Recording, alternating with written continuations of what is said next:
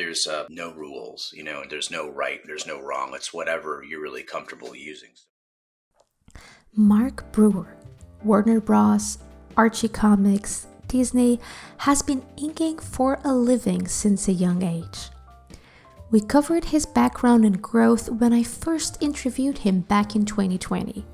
Today, we catch up to see what he's been up to, how his hunger for knowledge led him into teaching, and how that made him an even better artist and human. Join us today as we discuss why Mark loves inking so much, why learning art is like building a block of Legos, why inking with a pen is different than inking with a brush, can you make expressive art with fine liners, how your style of drawing influences the tools you should be using, and Mark's upcoming inking course with Etchr. But before we start, here's some quick information on Mark's course. You will learn all the basics of inking, from the materials and tools you need to the techniques and styles that make inking such a versatile and exciting medium. Mark will cover it all. It's a structured 5-class course fit for absolute beginners, and it starts on June 24th. All classes are live with Mark, and there's homework and practice sheets included. If you'd register before June 20th, you will have a discounted early bird price, so please check it out. Also, we have a free video for you to watch immediately that covers the basics of paper and types of ink. So just go to etchrlab.com/mark-course and get all the information you need. Okay, that's it for the shout out. So let's dive into the interview.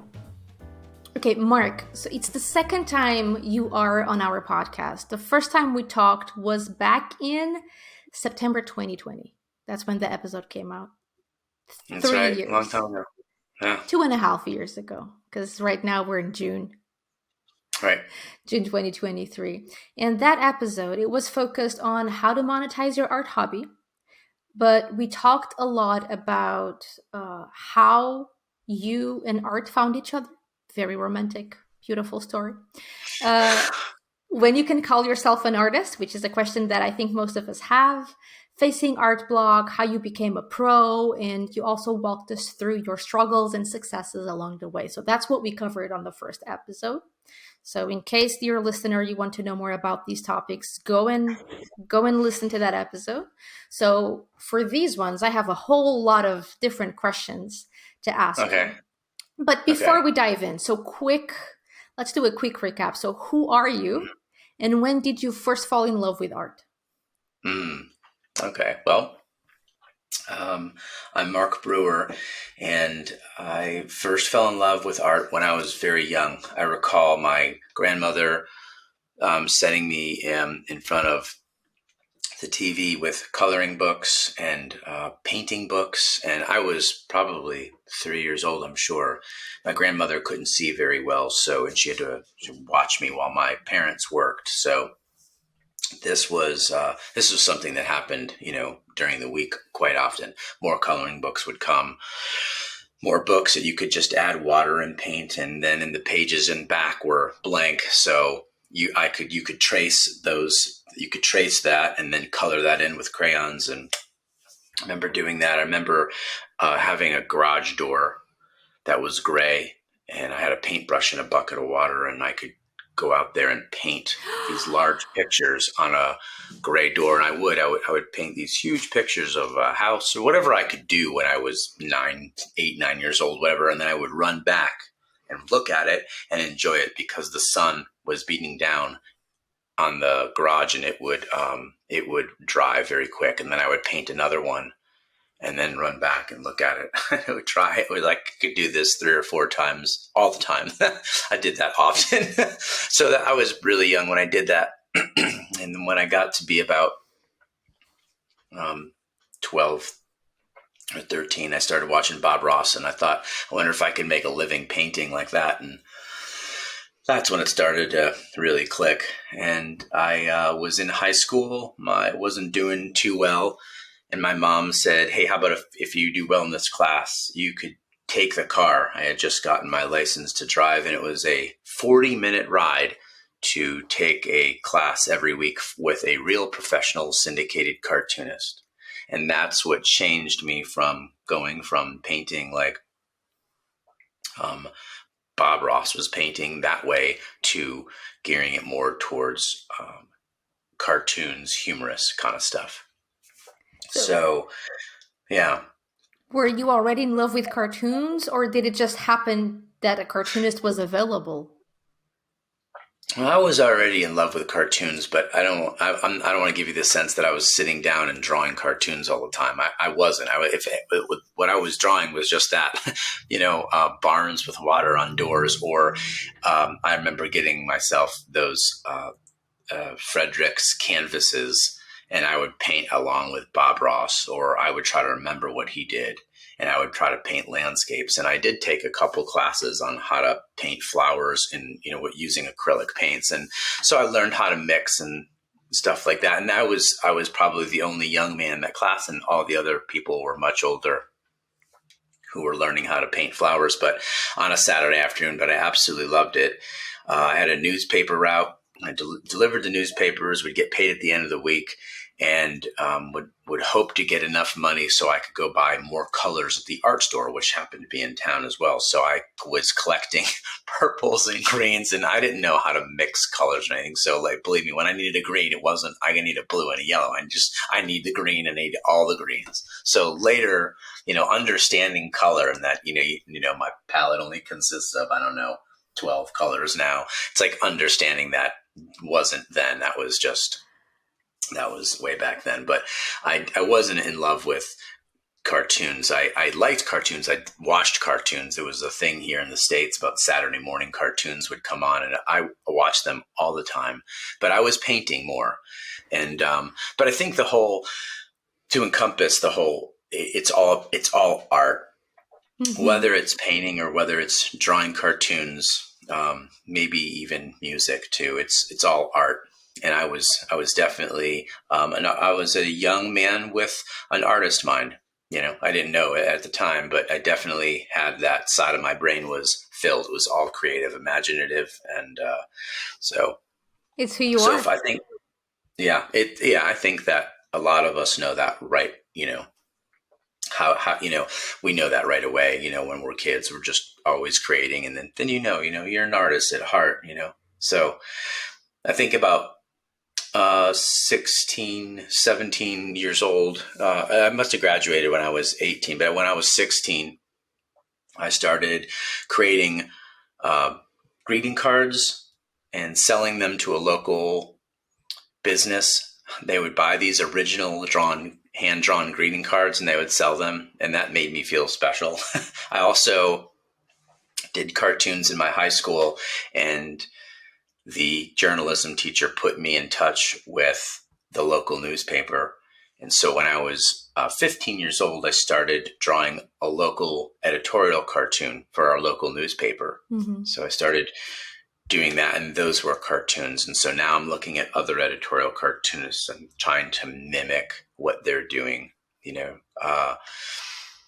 and then from there it grew. I met Guy Gilchrist, who had a licensing studio and worked with Jim Henson on the Muppet comic strip, and did Teenage Mutant Ninja Turtles and Precious Moments and Animaniacs. Animaniacs and all this kind of stuff. And so I wasn't good. It's not why I was there because I was good, but I was an ambitious young man, and I was there to empty the garbages with these sketches. That would be fine. I would take it. A lot of people would. And I did. And I, took a paintbrush and painted some backgrounds, and Guy gave me some homework, and, even just ruling lines on with a ruler and making sure that they're nice and crisp and not, hanging over. That was all part of it. And I did that. And at some point I did some inks for him, and I submitted them to Archie Comics and ended up inking with Archie Comics. So I'd go to Merrimack, New York, once a week to drop off books and to get more books, and that sustained me financially, as well as what I was making in the studio with Guy, in addition to still drawing those editorial cartoons for my local newspaper, in addition to starting to branch out to other publications and draw. So I had my hands in everything. So it was little money here, little money here, little money here. And together it started to go, this could be, maybe I could pay some bills with this. So that's where that's how that whole thing started. So from there, I was working in comic books and inking some comic strips in the area where I lived in Connecticut. There's a lot of amazing artists and writers and men and women that have syndicated comic strips, and I was very fortunate to work on some of these comic strips as a regular part of my job to pay the bills until I could do a drawing of my own style. Not really my own style, just a conglomeration of things that I had taken from other people, kind of combined what I like, and then at some point you just stop looking at all that stuff and you just do it, and then people say your style. I'm not so sure about that, but I wanted to do that, and then I learned from hanging around the artists for all these years now. So I'm 21, years old, and I've been having lunch with these people since I was 16, 17 years old. A lot of these famous artists came to my 21st birthday party here, and it was very sweet. And so I learned that I could make postcards of my own drawings. I could get the attention of art directors from all over the country and start there. And I sent maybe one or two cards out, and New York Magazine called me, and I have that drawing somewhere here hanging, and that was the first start. So then I think I got paid $700 or $800 to do that, and I took all that money because this is what I was told to do by these guys who were helping me. I took all that money, I put it back into advertising, and just shot out even more postcards. I think the Wall Street Journal called me, or Newsweek magazine. I'm not sure who was first. And then it just kind of, from there, Washington Post, New York Times, it just kind of opened up, and, so one person gives you a shot, and a lot of them kind of come after that, Why was it exciting? So what is it about art that you love so much? I love that you can create energy on paper, the energy that you're feeling, that I'm feeling, create it on paper. And I was just showing you a picture of a dog, and it's that dog definitely has some energy. And I think it's really cool that you can put that on paper and using paint and character expression and convey a message. And I think that's really, really cool. And I can go back and look through some of my drawings that I have done, and I can see that there was a time where I used brighter colors. There was a time that I used drab colors, and I don't even know why I would use colors that didn't look right. And I just wonder, sometimes I can remember the feelings or what I was going through at the time. And maybe that's why it's in the drawing. But I think that's why we go to museums to look at art, because we can see energy in the drawing. We can feel that, and we connect with that energy, and that's. What were the big points in your life? I mean, if anything major happened at all, because that was the whole time we were confined to our own cubicles fighting a pandemic.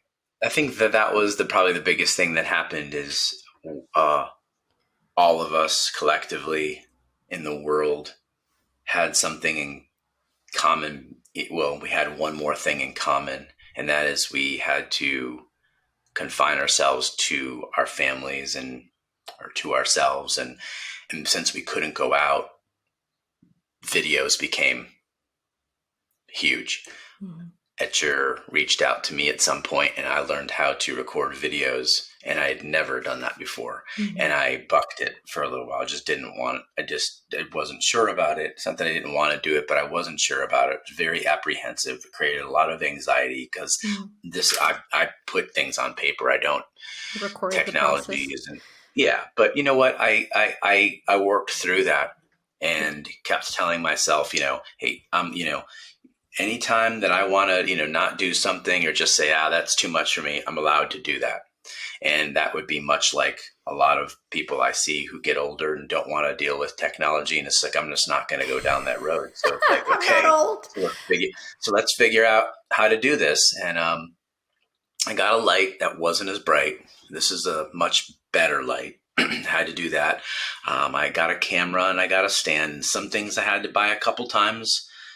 The camera I got right the first time. It's a great camera. I'm glad I spent the money that I spent, which was a little more because it works really well.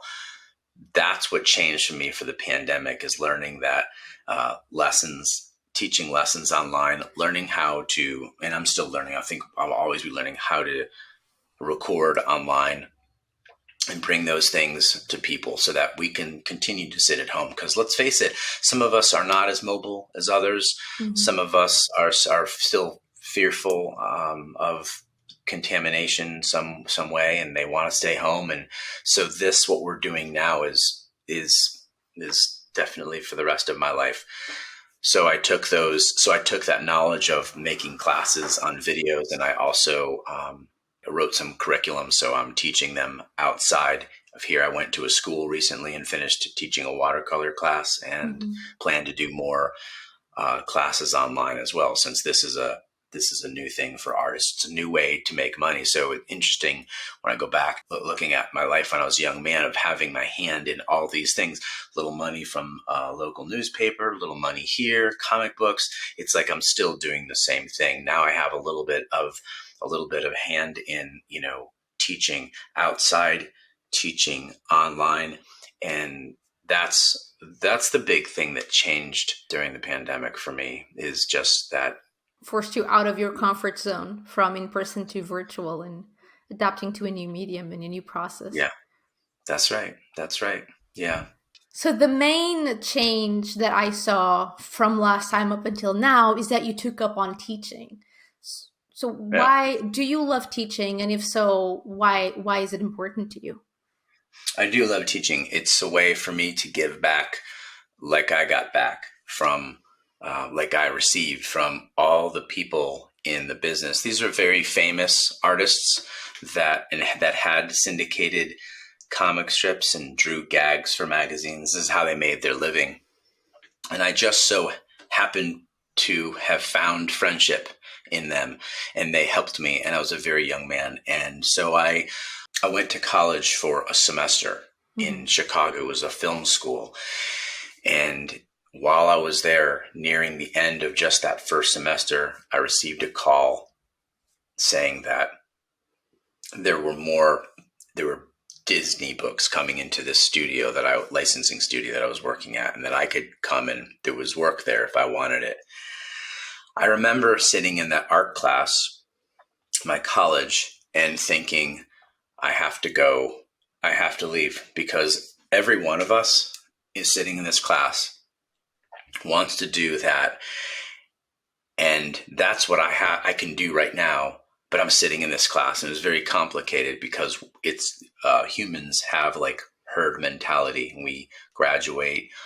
Most of us, not all of us, we go to college, we buy a house. There are a lot of things that happen, and I'm no different. And so I found myself, I have to go to college, but I did have a moment where I was like, this isn't me. This isn't going to happen, because I'm going to get out of here and I'm going to get a piece of paper that says that I have all these requirements, but that job that's waiting for me right there may not be there. Wow. And that's worth more than what might be on this paper. And I had to just try to articulate all this as a young man, because it's very easy to explain now as an adult. Oh, but it's so hard. When you're a young man, you should be at school, because, we had that's what you grew up. Yeah, it's a conditioning. We're conditioning to believe that.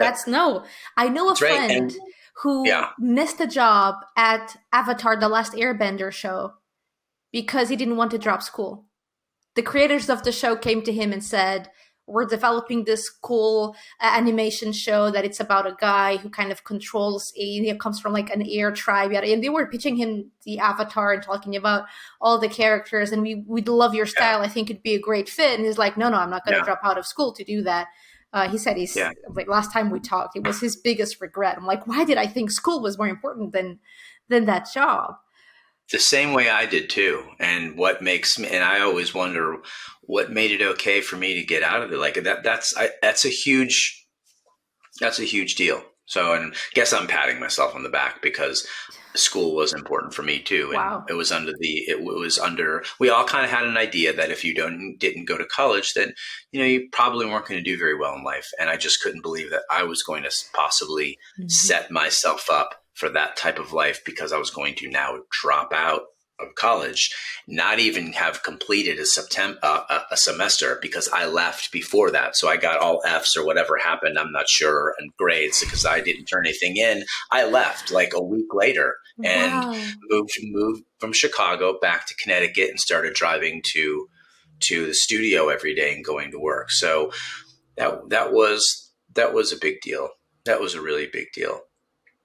And that's why I really love to teach. It's an opportunity to take all that I got from all these different people, artists, generous people, and give that back because and give that back, whether it's a way of moving a pen or using a brush, or even finding a piece of paper and holding it up and trying to find out what's the top side and what's the bottom side. It's like they're just little tricks like that I learned. It's like you don't have to go to college, to do that. You can find, if you find enough people, I guess you could learn, and you don't have, it's not necessary. So what do you think makes a good teacher? I think what makes a good teacher is one who is able to articulate all the information they have learned through years of practicing and be able to convey that to a student in a positive and happy, uplifting way, because after all, you're doing something you like to do. And I think it's important to send that sort of positive message and be able to clearly articulate that, whether it is with paint, pens. When we were talking before the recording started, you told me that a good teacher is someone who puts the students first. What does that mean? A good teacher is one who puts themselves not in front of the student. In other words, there's no room in being a teacher to be self-assured, cocky or boisterous or whatever about their art. We're all learning. Teachers are learning from students as they're in there. So we're all collectively in there together. I think that's part of being able to articulate that. I'm learning, they're learning. Nobody is above anybody in this class. Here's what I've learned. Why don't you try to do it? That's a great way. I don't do it that way. Keep going. Do it that way. There's no right or there's no wrong. When do you think that you've achieved success as a teacher? What does that look like?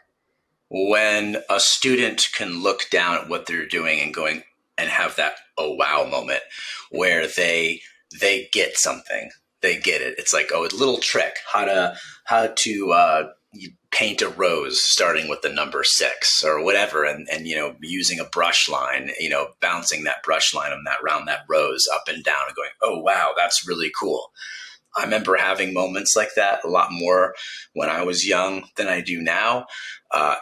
That's success. That feels like success for me when I'm in a class and I'm teaching something, how to paint something, how to draw something, and you can hear people go, oh, that's success. And they take that, and that's one of those blocks. Now they take that back to their studio and they're building on top of it. And they're like, aha, that guy got me from point A to point B. So teaching is like a block of Legos. So you're basically showing like, hey, here's all the different pieces that you have. I love Legos. Oh my God. If you're listening, no, show that to the camera one more time. If you're listening to the audio only version of this podcast, please go to etchr.com/Brewer2. There's the link to our YouTube interview there. You need to see. Is that a brush holder made of Legos? It was the last of the Legos we had in this house. My kids are older, and I thought, you know what? Rather than sometimes when ink is in a pen, you lay it down or you have to hold it because there's ink in it. And so I thought, boy, if I could, just keep it in there so the ink didn't fall out, while I'm cleaning the other parts would be first. So I can keep a couple of pens in here while I'm working on cleaning them. And this happened to be Legos. This is genius. So teaching is like giving you more Lego pieces for you to Like build Legos. your identity. Exactly. The building blocks of life, like right. Wow, that's the title of our interview, The Building Blocks of Life with Mark Brewer. That's so poetic. Okay, so you're doing a course with Etchr, and we'll talk about that course in just a second. But before we get to that, I was just realizing, quick side note here. I was just talking to this friend of mine who's also a professional artist, and you came to mind, and we were having a conversation, and I've known you for years, Mark, and you usually have your nails dyed black. Right. Not today, Right. not today. And it just They will occurred to be me later because- because they're all inky and they look gross. Exactly. And I'm like, oh, I just realized, because I thought it was just a style thing, because it looks great on you. But I'm like, it's not just a style thing. That guy's genius. If your nails are always black and your main medium is ink, your hands are always pristine. It's true. My thumbs are black. I don't know if you can see that. It's like, yeah, you're a little bit of a mess when you work with ink. And then even doing that, it's like sometimes I go in the bathroom and I have ink up here. I'm like, oh my God. It's like, yeah. Like war paint. You're going to... It's a mess. Yeah, right. Beautiful mess. So sorry, I got a bit sidetracked here because it's just like, oh yeah, that like light bulb moment of nail polish, like super important nail polish. Why ink? So why are you drawn so much to ink? What is it about ink that kept you there? I think just lines, discovering artists who drew lines with a pen and watching their pen move. I think I could have seen somebody use oils or acrylics and looked at their brush and how it went on the canvas and went, oh, wow, that's really cool. That didn't happen, but ink did. So watching somebody using a dip pen or a fountain pen, different sizes, and putting that ink on paper and watching those lines, go around, and the contrast of black and white. And I wasn't a comic book reader. I wasn't really much of that. But I do recognize that that's a huge part of black and white and ink line is comic books. Contrast, black, white, thin, thick. So that's what draws you in. That's the way that you process. Because some people process better with shapes and color. It's the lines and the contrast. That's what draws you in. I absolutely love color, and I love being able to have green painting. And you paint a little bit of that complementary red down here, and your eye goes there, and it's this thing that I love that. But even more than that, I love line. I just love lines that go thin and thick. And it sounds so simple. But when they're all these thin and thick lines, and they're in a drawing, and the drawing is of a city, and there's people singing, and that's just really cool. All those lines. I've seen drawings like this before. I love that. So storytelling. Yeah, lines before color, but definitely, love lines. What was the hardest thing for you when you were learning ink? The hardest thing for me to overcome when I learned how to ink was a steady hand with a brush. It was having a steady hand. I teach a little bit about that in the class.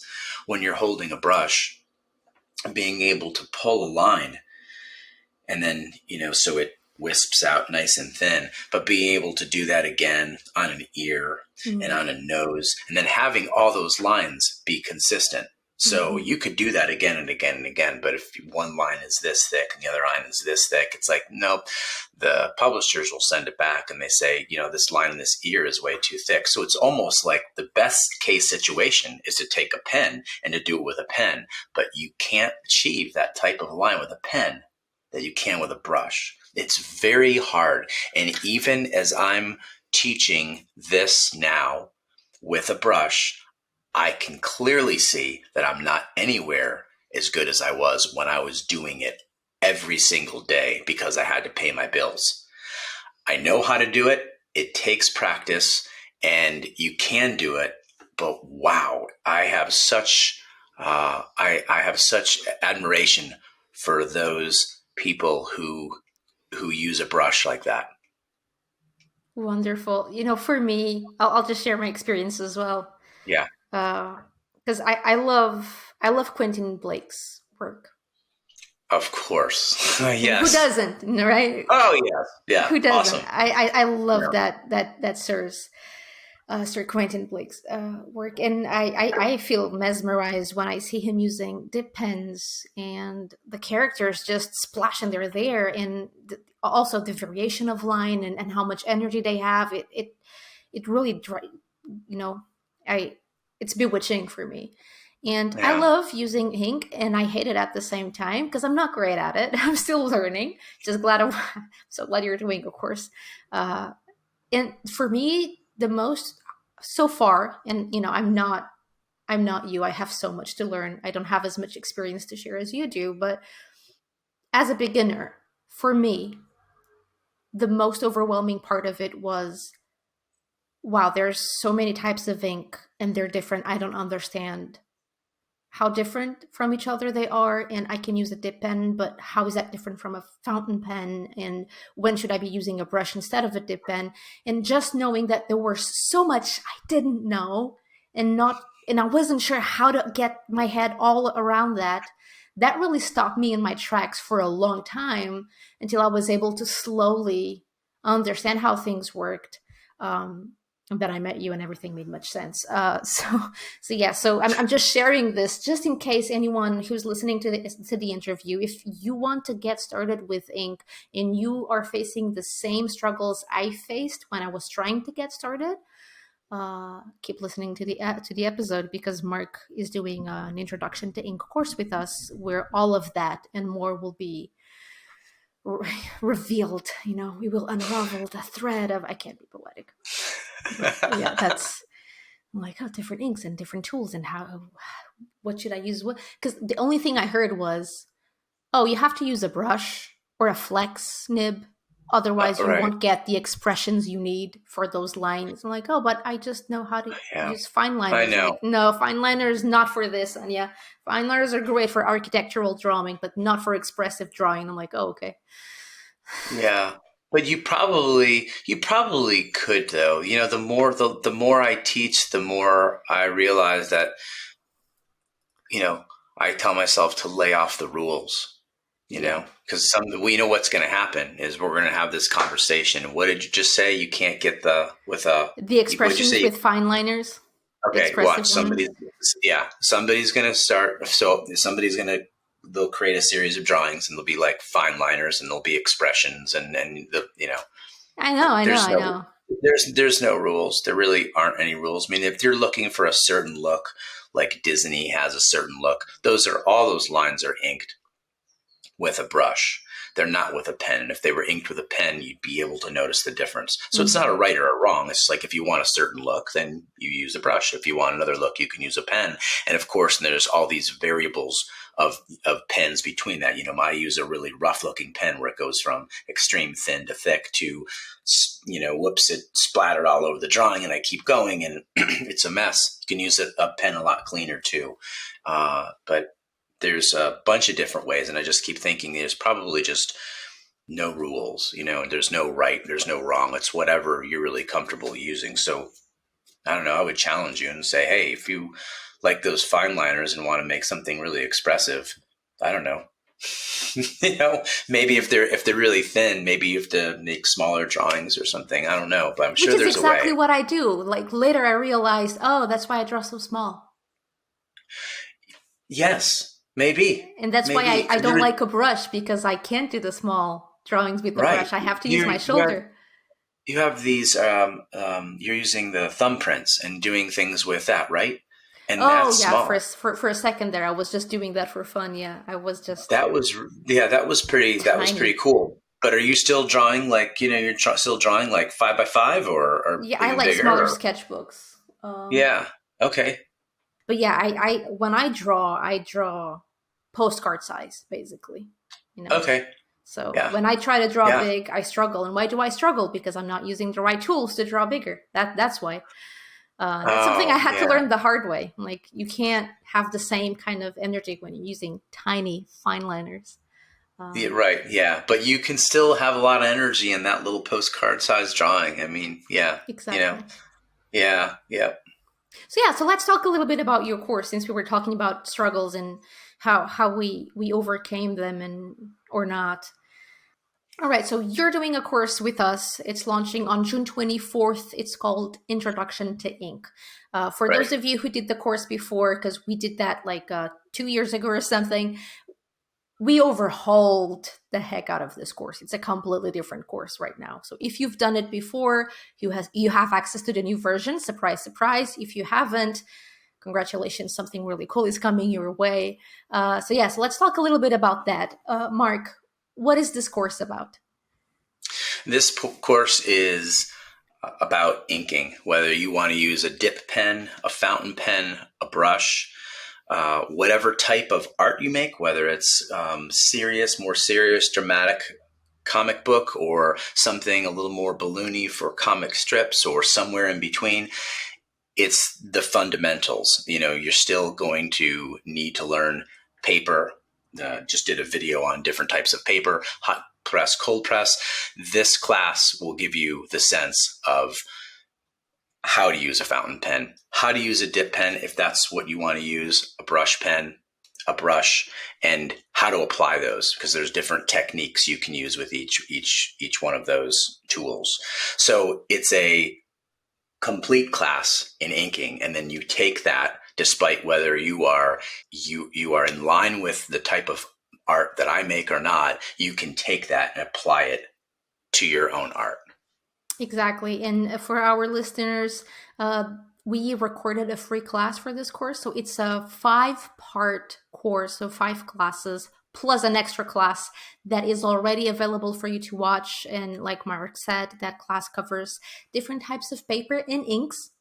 Yep. Mark talks all about that. It's free. Again, it's free to watch. I'll link to that class, and I'll link to all the information about the course at the post associated with this episode at etchrlab.com/brewer2. That's the number 2. All right, next question. So, what are the main pain points that you will tackle in this course? What will I walk away with after I finish this course? So in this course, students are going to learn how to use all the tools. So a dip pen, a fountain pen, the parts of a fountain pen, a brush. They're going to learn techniques, and they're going to learn those techniques by us inking together. You can have a practice sheet where we're going to do it together, or you can sit and watch and then do it on your own time. Um, you have homework using these practice sheets so that when you come to the course, you kind of know everything that's happening. There's no surprises, and you'll be able to apply these techniques, these tools to your own drawings, however you like to draw, whether you like to draw humor based or more comic book or whatever it is. It's a great nut to have. It's a basket of all the tools, techniques, and things that you're going to need to know how to ink to up your level Yeah. of inking in your own drawings. Yeah, do this course, you will be ready to tackle the world. You'll just grab your inking tools and ink whatever you want. And a whole lot of practice. That's right. Exactly. Something that occurred to me the other day is, even if you're not an artist, you're into design, you're into typography, calligraphy, uh, learn how to use the inking tools, because that just will Sure. up your game. It's just. Absolutely. Yep. No doubt about it. Definitely. Yep. You can apply this to a lot of different things because we're talking about the tools of inking. And you can apply those tools to a lot of different things: design, art, whether you're working on a computer. Even if you're working on a computer, it's great to understand from a perspective of, thick and thin lines and pushing down what a brush does, rather than just learning it digitally. I would, anybody who's drawing online, very cool, but I would think it would behoove you to know how to use those tools by your hands. So when you're using them on a screen, you understand, the nature of where that started and how it's supposed to be done correctly. Exactly. Yeah, that makes a whole lot of sense.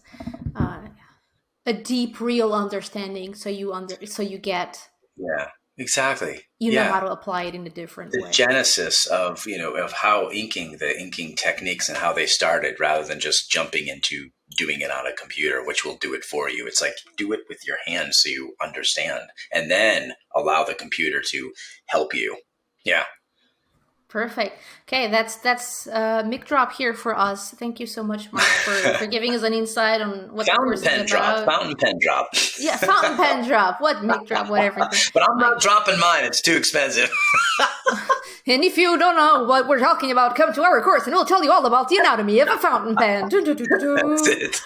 Oh my goodness. Yeah, thanks, Mark. This was amazing. No. I'm glad we learned more about inking. I'm glad we learned more about what the course is going to cover. So yeah, so everyone, okay, so if you want to learn more about Mark's course, you're not convinced yet, head over to etchrlab.com/mark-course. That's MARK-course, the word course, and all of the details should be there for you. All right, that's all. Thank you, Mark, so much. Any last words before you wrap up? No, I'm just super excited. It's a lot of information packed into this course, and I just think that Etchr does a great job of putting these things out there. So wish everybody luck, and I look forward to this. Thank you. We couldn't have done it without you. So thank you so much for your hard work on this course. I know how pushy I've been with you, making you redo things 3 times. And so sorry about that, but it's a wonderful course. We got it right. We got it right. Yeah, thank you. Virtual high five. We did it. All right. Thanks, everybody. I'll see you. Thank you. What is stopping you from trying or getting back to ink? Feed us all your questions in the comment section associated with this post at etchrlab.com/Brewer2. That's the number 2. So it's BREWER and the number 2. Mark and I will be waiting. Oh, also, just a final shout out to Mark's early bird registration for his inking course. Please head over to etchrlab.com/mark-course and find out more information about his new offering coming to our website on June 24th. That's it from me today, and until the next episode, keep on making more art.